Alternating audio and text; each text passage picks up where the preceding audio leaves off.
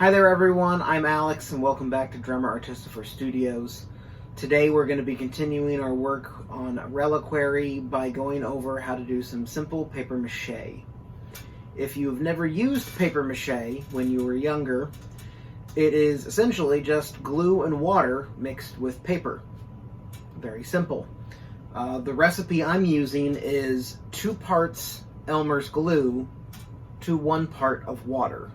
You can do straight 1-to-1, but it seems the 2-to-1 seems to work the best with getting the glue saturated into the paper.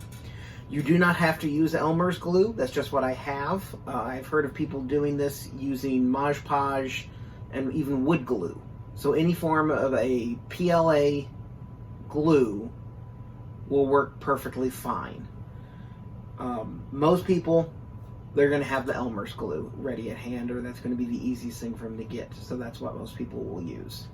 What I've done is I've pre-mixed 2 parts of the glue to 1 part water in this bucket. And here I have strips of paper. Now generally you don't use regular like photo paper or loose leaf paper. Most people will use some form of a newsprint, newspaper, flyers, stuff like that. These are actually strips I cut out of a coloring book. It's the same type of paper as a newsprint, so it should work fairly well. I've done fairly thin strips, a little over 1 inch, because I'm going to be paper macheing on this. I've constructed just a simple, almost like a grain silo. It's got a dome, and then it's a cylinder, all made out of cardboard. So I want to paper mache over this to make it a bit more rigid and to cover up all the tape from doing the construction. So let's get to work. So I said, here's my structure that I'm going to be paper macheing. My 2 parts to 1 part water and glue here. You can see it's a little bit watered down, but that's what you want. And my strips of paper.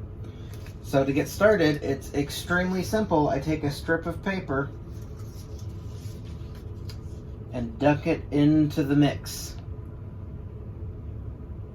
This can be slightly messy, so if you're doing this at your kitchen table or something, have a spot for you to do it.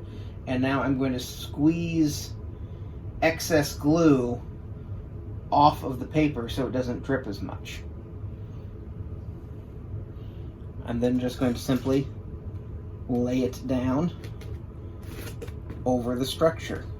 And as I go and add more to it, I can form the paper to try and mimic the shape of the dome.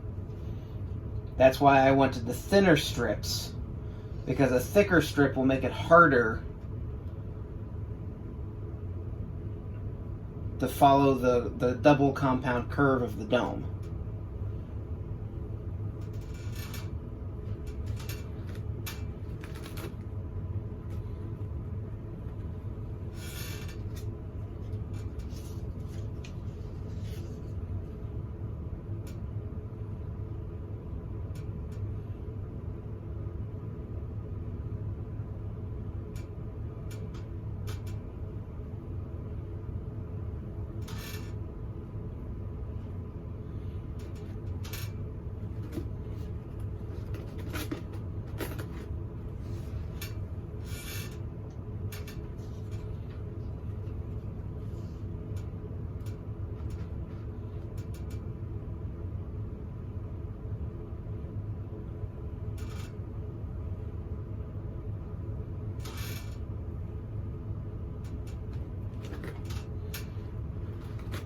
Each time as I put a new strip on, you can see I'm smoothing it down, trying to make the paper lay flat.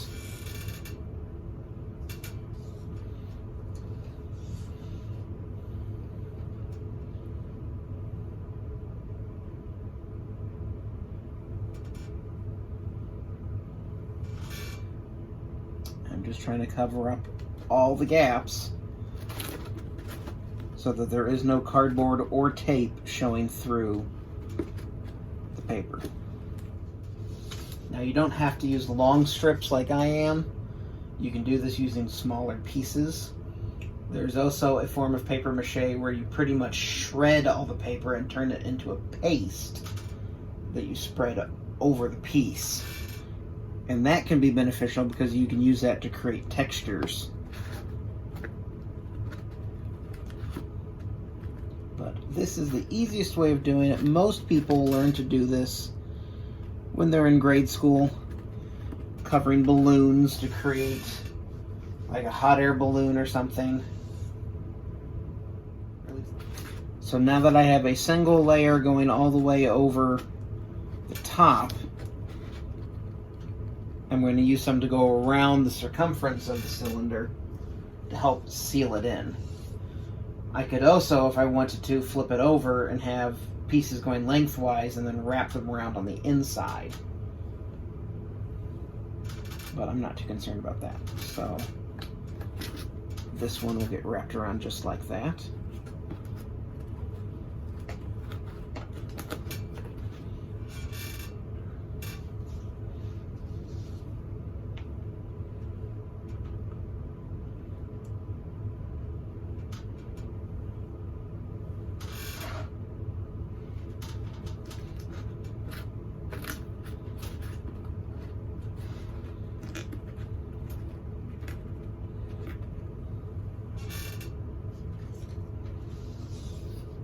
And when wrapping them like this, if you look, you can see I'm staggering them because the strips weren't quite long enough to reach all the way around.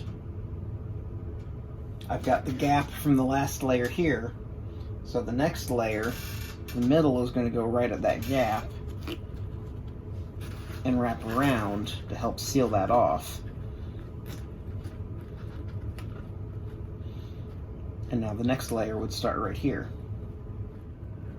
And ideally what you would want to do is, if you want something that's going to be nice and rigid, is you would do a layer like that, and before it's fully dry you'd go through and put another layer on top of it, and you'd build it up to do at least 2 or 3 layers, and that will be the best way to make sure it is nice and solid.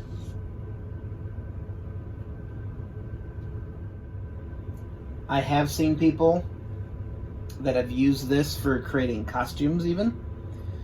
You can use it to create all sorts of shapes you would want, but I've seen people that have made like suits of armor using paper mache. There's a program out there called Paper Mache that you can download 3D files for. I've seen Stormtroopers and Iron Man and Master Chief outfits from Halo, and this program allows you to print the pieces out on sheets of paper so you can cut them out and make a 3D model to scale. And then people will then most of the time use fiberglass and Bondo to cover the cardstock they're using to print it on so that it's nice and solid, but I have seen people do it on a budget using paper mache.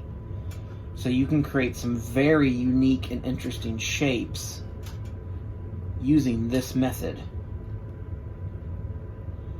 Now, if you want it to dry faster, you can hit this with a blow dryer and help dry it along, get more air flowing to it, but you can also just let it sit. So that's about all I'm going to do with this. I'm going to let it dry and see how it looks, but this was just very simple paper mache techniques. Hopefully you guys can use it to be able to create something unique.